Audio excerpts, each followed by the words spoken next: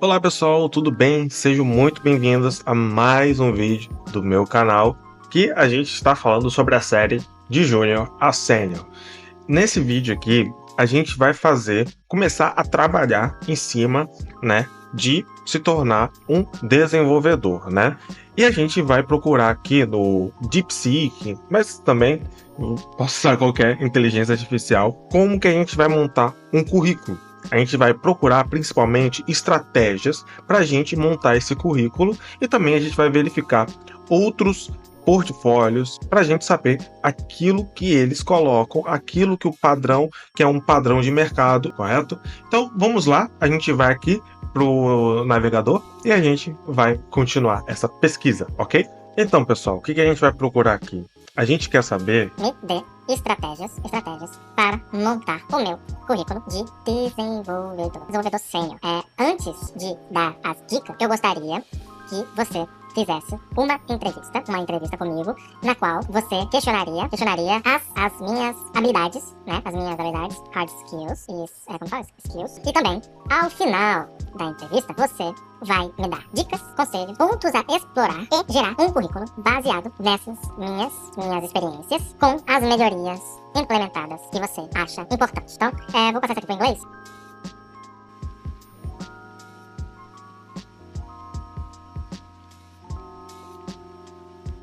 Ok. Então, ele falou para eu responder, né? Certo? Então, pessoal, como vocês viram, eu fiz as perguntas lá pro DeepSeek sobre, né, estratégias que ele pode me dar, né? E também gerar um currículo a partir disso. E agora, eu vou estar lendo aqui as questões e as minhas respostas, correto? Bom, a primeira pergunta que o DeepSeek fez aqui é quais linguagens eu tenho por eficiência e quantos anos eu tenho em cada. Então, eu coloquei aqui que eu tenho mais proficiência com JavaScript, que foi a primeira linguagem assim que eu aprendi, e com HTML, CSS. Boa. Depois ele pergunta quais são os frameworks que eu já trabalhei, tipo React, Angular, Spring, TensorFlow. E eu falei que eu já trabalhei com React. Falei um pouco mais sobre a minha experiência com React e fim. Depois ele perguntou quais plataformas na nuvem eu já trabalhei, tipo AWS, Azure, Google Cloud Platform, e se sim, quais serviços eu já utilizei. E aí eu falei que eu já usei o Google Cloud Platform com Gemini, Buckets e outros serviços, que eu acredito que não são serviços que uma vaga de sênior ia pedir. Depois ele perguntou se eu já tive alguma experiência com DevOps, como Docker, Kubernetes, CI, CD, pipelines e com código como infraestrutura, como Terraflow, Assemble, e aí eu falei que eu já tive experiência com Docker. Só isso. Depois ele perguntou se eu já tinha familiaridade com banco de dados, sistemas de bancos de dados, né? SQL, NoSQL, e qual que eu já trabalhei. Eu falei que eu já trabalhei com MySQL e MongoDB, mas com mais aprofundamento em MongoDB. Depois ele vem para a pergunta de software e práticas de desenvolvimento. Perguntou o seguinte: qual que é a sua abordagem com arquitetura de software e design system? Como você daria um exemplo para um sistema complexo que você organizou, criou? E eu não tive muito o que falar aqui sobre design system, porque eu nunca tive experiência com isso e arquitetura de software. São pontos aqui que eu tenho que melhorar. Aí depois ele perguntou o seguinte: você já liderou ou contribuiu com projetos de larga escala? Qual foi seu papel e quais foram os resultados? Eu nunca cheguei a contribuir com um projeto de larga escala, então eu não tive também muito o que dizer aqui. Como que você assegura a qualidade do código? Você tem experiências com testes unitários, testes de integração ou com TDD? Então, eu também sigo alguns padrões de, como eu estou estudando aqui, botei Clean Code, mas não nada além disso. Nada além de uma compreensão básica, ou seja, nem testes unitários assim. Depois ele perguntou se eu já trabalhei em performance, otimização de performance ou desafios de escalabilidade. Se sim, qual foi, como você ingressou, como que você enfrentou esses desafios? Então botei que não, porque nunca tive isso. Depois ele pergunta sobre liderança e colaboração. Ele pergunta o seguinte: você já mentorou desenvolvedores júnior ou já liderou um time? E também como que você aborda o compartilhamento de conhecimento e também o crescimento do time? Como que você faz essa abordagem? Eu botei que eu nunca fiz isso, né? Que eu nunca mentorei, né, desenvolvedores assim. Depois ele perguntou como que eu lido com code reviews, né, com revisões de código, e como que eu asseguro as melhores práticas estão sendo seguidas no time. Então, eu botei que eu faço o code review normal com o GitHub e coloco ali o que está errado. Basicamente é isso. Ele depois pergunta: você já trabalhou com algum projeto ágil, Scrum? Qual que foi o seu papel principal no planejamento dessas sprints, retrospectivas ou backlog grooming? Eu nunca trabalhei com isso. Nunca trabalhei. Bom, depois ele pergunta: como que você descreve um desafio técnico que você já resolveu? Quais foram as abordagens que você aprendeu? Então, sobre esse desafio técnico, eu falei que foi a criação de login, uma criação de um mecanismo de questões, né? E basicamente é isso. Eu realmente fiquei bem assim. Depois ele pergunta: como que você introduz novas tecnologias, ferramentas, processos para o seu time ou organização? Qual foi o impacto? Também é um ponto aí que eu não pude responder muita coisa. Depois ele pergunta: como que você faz para estar sempre atualizado sobre as novas trends, né, sobre as novas tecnologias no desenvolvimento de software? Eu falei que eu vejo sites na internet, vídeos no YouTube e fico sabendo assim.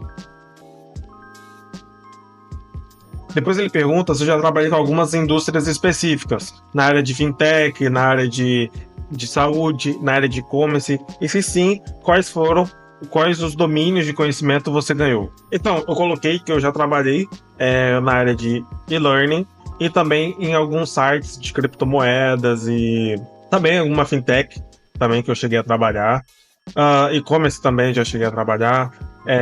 Mas o conhecimento que eu obtive foram conhecimentos bem normais, né, de você trabalhar com essas tecnologias. Bom, ainda eu não sei responder esse tipo de pergunta. Aí depois ele perguntou se eu já tive alguma experiência com compliance, security ou regulamento ou requisições de regulamentação, como RGPD, essas coisas assim, né? Mas as mais estrangeiras, no caso. E eu falei que eu também nunca tive experiência com isso. Depois ele pergunta se eu já trabalhei com projetos open source ou projetos próprios, né? Side projects. E aí ele pergunta o seguinte: você já contribuiu com projetos open source? Se sim, quais e qual que você contribuiu? Eu não contribuí. Depois ele pergunta: você já teve algum projeto pessoal ou um side project que você pode demonstrar suas habilidades? Como você descreveria um? Então, o que eu fiz foi um projeto, né, de e-learning, né, de ensinar línguas estrangeiras, né? Basicamente foi esse um projeto pessoal e eu tenho. E basicamente é isso que eu respondi. E aí, pessoal, beleza? Agora a gente vai ler 20 páginas do livro Qual, Código Limpo. Vamos botar esse livro em dia aqui e bora pro conteúdo.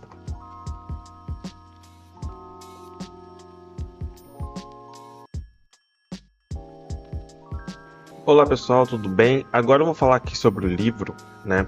Eu li cerca de 20 páginas, né? Eu cheguei a ler o capítulo 2, que fala sobre nomes significativos, e também cheguei na parte de funções, né? Que ele vai explicar ali como que você vai criar essas funções para que elas sejam mais próximas do código limpo. O segundo capítulo tem muitas dicas mesmo, e que parecem muito bestas. Elas soam como se fosse algo, mas isso aqui é simples, isso aqui... Mas, na correria, se a gente não enxerga essas dicas como importantes, a gente pode cometer muitos erros o não colocar como mantras. Eu enxergo muito nessa visão. Ele explica tanto na visão do código como na visão da IDE, né? Então, escrever e fazer buscas é muito importante. Você conseguir buscar facilmente esses nomes e você não receber uma enxurrada de nomes de outros tipos de funções, de outros tipos de métodos, classes, se você ficar completamente perdido e não saber como dar esses nomes também.